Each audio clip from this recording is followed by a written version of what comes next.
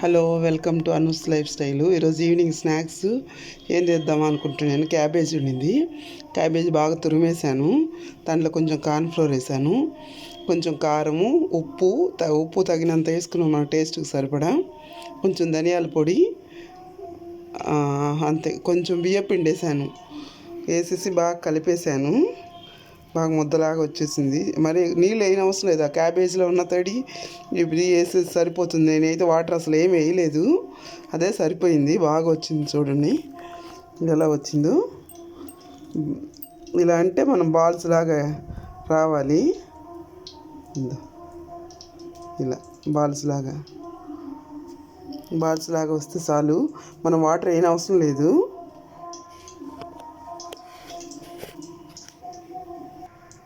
చూడండి, ఆయిల్ పెట్టినాను. బాణల్లో పెట్టి ఆయిల్ పెట్టాను. బాగా కాగితే అప్పుడు ఆ బాల్స్ లాగా చేసి వేస్తాను.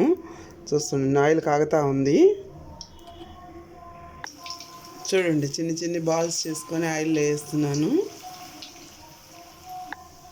చూడండి, కాలుతో ఉన్నాయి కదా. కొంచెం గోల్డెన్ బ్రౌన్లోకి వచ్చేస్తే తీసేయాలి. చూడండి, కొన్ని తీసాను. దీంట్లో ఇంకేమైనా వెజిటేబుల్స్ కావాలన్నా కూడా వేసుకోవచ్చు. చూడండి ఎంత బాగుందో, చాలా బాగుంది. నేను ఓన్లీ క్యాబేజ్ ఒక్కటే వేసాను. మీకు కావాలంటే క్యారెట్, పొటాటో అన్నీ వేసుకోవచ్చు. ఓకే అండి, బాయ్. నచ్చితే లైక్ చేయండి, షేర్ చేయండి, సబ్స్క్రైబ్ చేసుకోండి. బాయ్.